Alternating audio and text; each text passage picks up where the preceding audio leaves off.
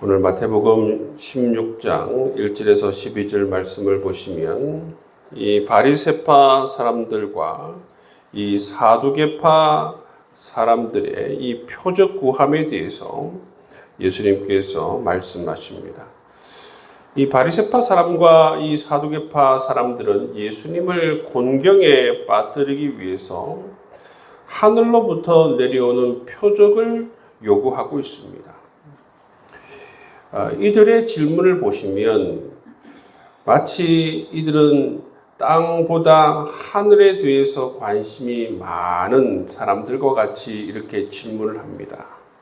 그런데 진작 여러분 이들은 하늘에 대해서는 알지 못하고 오히려 이 땅에 대해서 잘 알고 있다. 그렇게 예수님께서 지적하시는 모습을 볼 수가 있습니다. 2절에서 3절 말씀에 보시면 예수께서 대답하여 이르시되 너희가 저녁에 하늘이 붉으면 날이 좋겠다 하고 아침에 하늘이 붉고 흐리면 오늘은 날이 굳겠다 하나니 너희가 날씨는 분별할 줄 알면서 시대의 표적은 분별할 수 없느냐. 예수님께서 이렇게 답변하시는 것을 볼 수가 있습니다. 이 바리새파 사람들과 이 사두개파 사람들은 하늘을 보고서는 어떻습니까? 날씨는 분별할 수 있어요. 그런데 이 시대를 바라보면서 이 시대의 표적이신 예수 그리스도를 바라보면서 예수 그리스도가 누구인지 전혀 알지 못하는 영적인 맹인 상태임을 예수님께서 말씀하십니다. 그리고 예수님께서는 이 악하고 음란한 세대에 보일 것은 바로 요나의 표적밖에 없다 말씀하고 있죠. 이 요나의 표적에 대해서 마태복음 12장 38절에서 45절 말씀에 나와 있는데 요나가 밤낮 사흘 큰 물고기 뱃속에 있지 않습니까? 그런 것처럼 예수님께서도 사흘 동안 땅 속에 있을 표적을 예수님께서 말씀하시는 것입니다. 여러분 예수님께서 땅 속에 있는 표적이 뭡니까? 십자가에서 죽으시고 사흘 만에 부활하는 그 표적을 말씀하시는 것입니다. 예수님께서 보여줄 표적은 바로 그 십자가 부활의 표적밖에 없다 그렇게 말씀하시는 것입니다. 여러분 이 표적을 보여주라고 하는 것은 유대인들의 특징입니다. 그 표적을 통해서 내가 당신이 누구인지 알겠다 그러는 것이죠. 근데 예수님께서는 십자가와 부활의 표적 이것밖에 너희들에게 보여줄 것이 없다. 예수님께서 보여주신 이 십자가와 부활의 표적을 보고 내가 누구인지 알라. 그 말씀을 하시는 것을 우리가 볼 수가 있는 것이죠. 여러분 예수님께서는 예수님을 바라보고 예수님이 누구신지 알길 원하고 있는 모습을 볼 수가 있습니다. 이미 성부 하나님은 말씀을 통해서 세상을 통해서 하나님의 하신 일을 통해서 성부 하나님을 우리에게 계시하시고 성자 예수님을 계시하시고 성령 하나님을 우리에게 지금 계시해 주고 있습니다. 여러분 여러 모양으로 이러한 사역을 통해서 이러한 일들을 통해서 성부, 성자, 성령 하나님께서 자기 자신을 우리에게 지금 계시해 주고 있다는 것입니다. 그렇기 때문에 여러분 삶을 통해서 여러 가지 여러 통로를 통해서 하나님께서 자기 자신을 계시해 주실 때에 여러분 예수 그리스도가 누구인지 온전히 깨달을 수 있는 여러분 될 수 있기를 주의 이름으로 축복합니다. 특별히 예수님께서 요나의 표적밖에 보일 것이 없다 말씀하십니다. 예수님의 십자가 사건을 바라보면서 예수님의 부활의 사건을 통해서 그 사역이 의미하는 것이 무엇인지 왜 예수님께서 십자가에 죽으시고 사흘 만에 부활하셨는지 그 의미가 무엇인지 온전히 깨닫고 예수 그리스도를 믿음으로 온전히 고백할 수 있는 우리의 삶이 될 수 있기를 주의 이름으로 축복합니다. 마태복음 16장 13절에서 20절 말씀을 보시면 베드로의 신앙 고백을 다루고 있습니다. 예수님께서는 사람들의 집중적인 관심을 받은 이 갈릴리 지역을 벗어나서 이 말씀하신 이 가이사랴 지방으로 가신 것을 볼 수가 있습니다. 이 가이사랴 지방에서 예수님께서 이 제자들을 깨우치기 위해서 예수님께서는 중요한 질문을 제자들에게 하시는 것을 볼 수가 있습니다. 그 질문이 뭡니까? 사람들이 인자를 누구라 하느냐, 나를 누구라 하느냐 묻습니다. 그랬을 때에 이 예수님의 질문을 듣고 제자들이 답하죠. 더러는 세례 요한, 더러는 엘리야, 더러는 예레미야나 선지자 중에 하나입니다.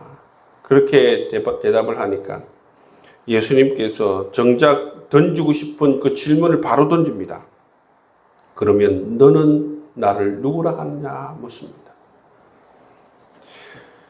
예수님께서 여러분 지금까지 제자들과 동거동락하면서 직접 말씀을 하시고 이적과 기사를 보여주시고 예수님께서 가르치신 것은 정말 이 제자들을 어떻게 바라보고 어떻게 깨닫고 어떻게 믿고 있느냐, 그것을 예수님께서 알고 싶어 했다는 것입니다. 그래서 너는 나를 누구라 하느냐 물으셨습니다. 그때 시몬 베드로가 대답하죠. 주는 그리스도시요 살아계신 하나님의 아들이십니다. 그렇게 고백하는 것을 볼 수가 있습니다. 주는 그리스도시요. 그리스도라는 것은 바로 기름을 부음받은 자라는 것을 의미하는 것입니다. 기름을 부음받은 자. 바로 당신은 우리의 메시아이십니다. 우리의 구원자이십니다. 고백하는 이 베드로의 모습을 볼 수가 있죠. 하나님의 아들이라고 하는 것은 이 고대 이스라엘에서는 누구를 하나님의 아들이라고 얘기합니까? 바로 그 나라를 통치하는 왕을 일컬어서 하나님의 아들이라고 그렇게 칭하였습니다.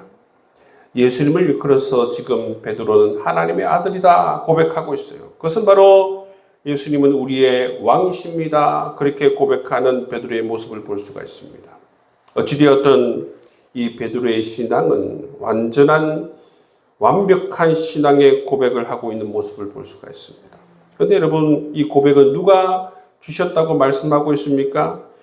17절 말씀을 보시면 바요나 시몬아 내가 복이 있도다. 이를 내게 알게 한 이는 혈육이 아니요 하늘에 계신 내 아버지시라. 여러분, 이 신앙의 고백을 가진 자는 복이 있다 말씀하십니다. 이 신앙의 고백을 할 수 있도록 인도해 주신 분이 바로 하늘에 계신 아버지시다 말씀해 주고 있는 것입니다. 여러분, 우리가 예수가 누구인지 알게 하시고 깨닫게 하시고 예수 그리스도를 나의 구주, 나의 하나님으로 고백할 수 있도록 인도하신 것은 바로 우리 안에서 이런 일이 일어날 수 있는 것이 아니라는 것입니다. 하나님께서 알게 하시고 깨닫게 하시고 믿게 해주실 때에 성령께서 알게 하시고 깨닫게 해주시고 믿게 해주실 때에 이런 신앙의 고백을 할 수 있다고 주님께서 말씀해 주고 있습니다. 여러분, 교회는 어떤 곳이냐 하면 교회는 바로 이런 신앙의 고백, 주는 그리스도시요 하나님의 아들이십니다. 이 신앙의 고백을 하는 사람들의 여러분 공동체가 바로 교회입니다. 주님께서는 이 고백 위에 교회를 세우리라 말씀하고 있습니다. 여러분, 이 고백이 없는 곳은 교회가 아닙니다. 사람들이 모여도 여러분 이 고백이 없으면 교회라고 할 수 없습니다. 왜냐하면 이 고백 위에 교회를 세우리라 주님께서 말씀하고 있기 때문입니다. 교회에서 제일 중요한 건 뭐냐면 예수 그리스도를 누구라고 고백하는가, 이게 중요하다 주님께서 말씀하고 있습니다. 여러분, 우리는 예수 그리스도를 누구라고 고백하고 있습니까? 여러분, 이 확실한 신앙의 고백이 너무나도 중요하다 말씀하고 있습니다. 이 확실한 신앙의 고백이 있을 때만 온전한 교회가 될 수 있다.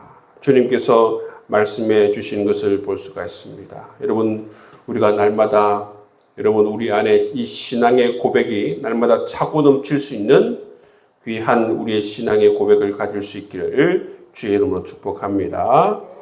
마태복음 16장 21절에서 28절 말씀을 보시면 예수님의 이 첫 번째 순환을 예고하는 말씀을 다루고 있어요. 예수님의 사역 초기를 보시면 예수님께서 사역 초기에는 예수님의 이 십자가 사건, 순환에 대한 예고를 하지 않습니다. 예수님의 사역 초기를 보시면 예수님은 이 제자들에게 천국 복음을 가르치고 또 예수님의 이 사역을 충분히 경험할 수 있도록 그렇게 인도하시는 것을 볼 수가 있습니다. 근데 여러분, 예수님께서 예수님의 이 십자가 사건에 대해서 언제 처음 말씀하셨느냐 하면 때가 되었다 싶을 때에, 이처럼 예수님의 이 사역이 어느 정도 진행되었을 때에 예수님께서는 자신의 고난에 대해서, 십자가 사건에 대해서 조금씩 제자들에게 말씀해 주시는 것을 볼 수가 있습니다.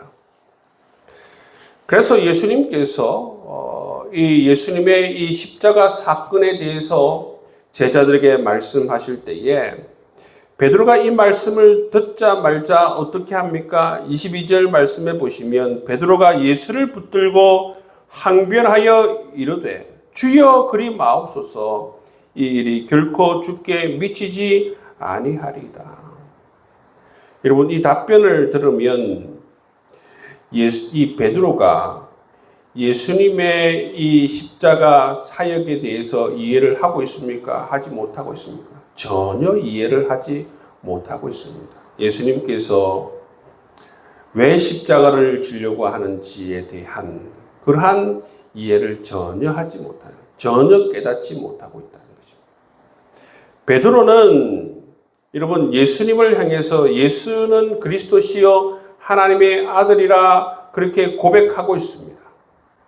예수님은 바로 하나님께서 예비하신 메시아이십니다. 우리의 왕이십니다. 라고 고백하고 있지만 자기식으로 고백하고 있다는 것입니다.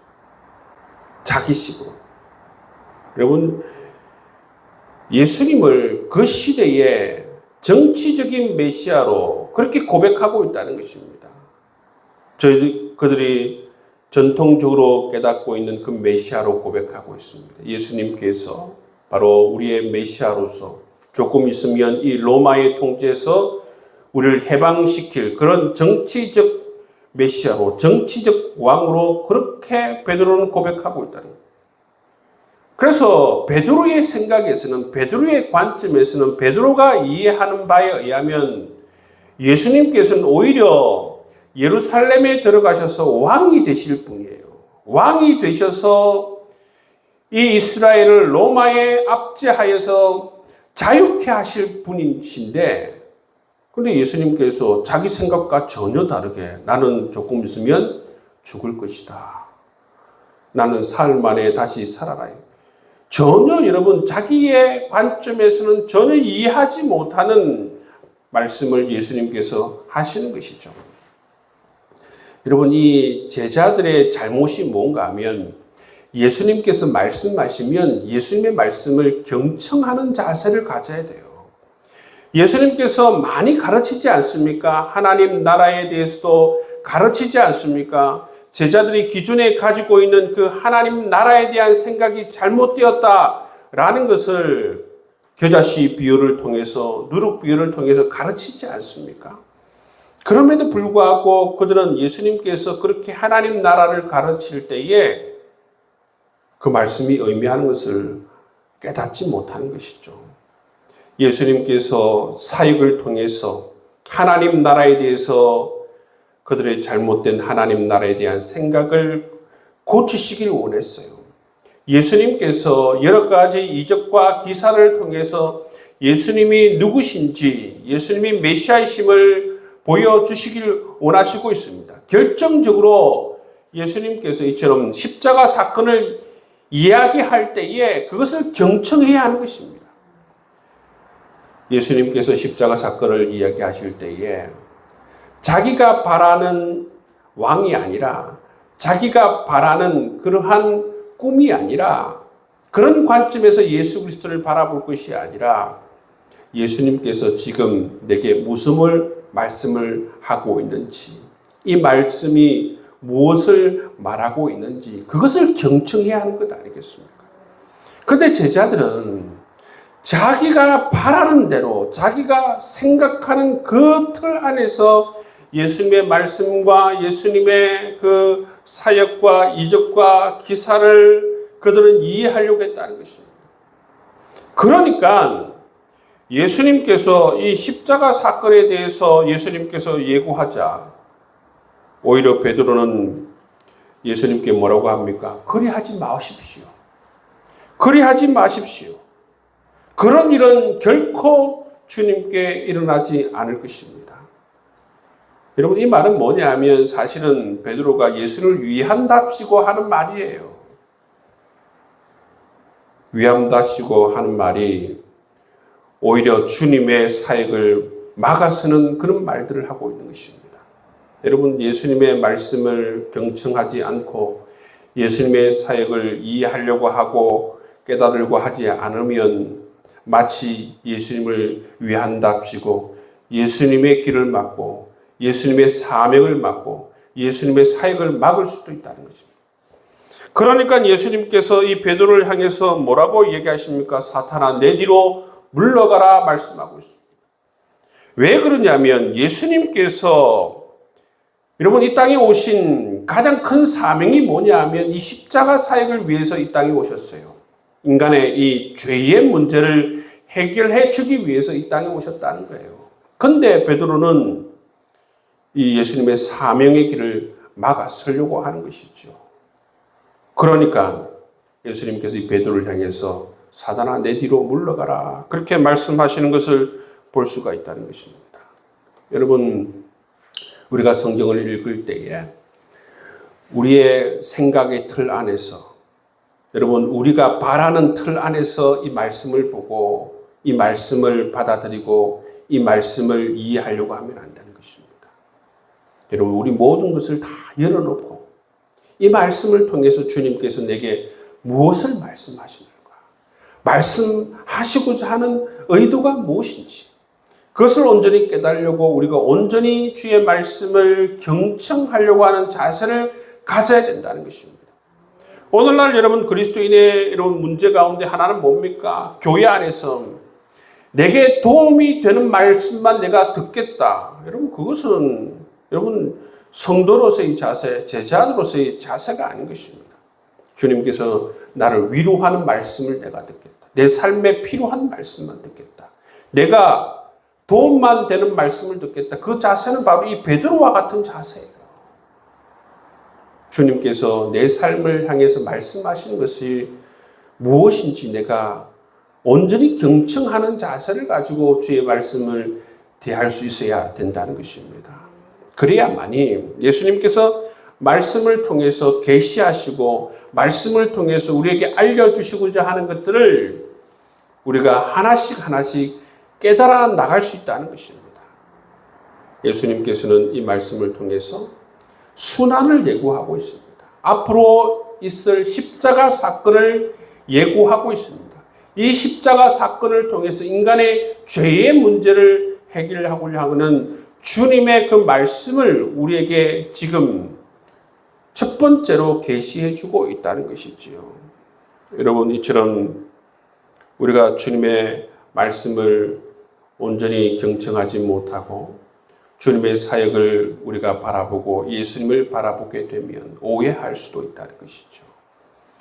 우리 모든 여러분 생각을 내려놓고 우리의 모든 편견과 우리의 모든 여러분 바램을 내려놓고 주의 말씀을 온전히 읽고 온전히 경청하고 온전히 받아들일 수 있는 여러분 될 수 있기를 주의 이름으로 축복합니다. 그럴 때에 비로소 하나님 말씀이 들려지기 시작합니다. 내 삶을 향한 하나님의 말씀이 여러분에게 들려지고 온전히 여러분의 영적인 지평이 넓어질 수 있다라는 사실이죠. 만약에 이때 베드로가 자기의 바램과 여러분 다른 이러한 말씀을 하실 때에 예수님 제가 생각할 때에는 예수님, 그 일이 예수님께 일어나지 말아야 하는 일인데 그럼에도 불구하고 예수님 그 뜻이 무엇입니까? 제게 말씀해 주십시오. 제가 알아야 하는 뜻이 있습니까? 이런 질문을 했으면 어땠을까? 그런 생각을 하게 되는 것입니다. 여러분, 온전히 예수님의 말씀을 깨닫기 위해서 예수님의 말씀을 온전히 여러분 경청하고 여러분의 모든 편견과 바람과 생각을 내려놓고 주의 말씀을 묵상하며 나아갈 수 있는 여러분 될 수 있기를 주의 이름으로 축복합니다. 기도하겠습니다.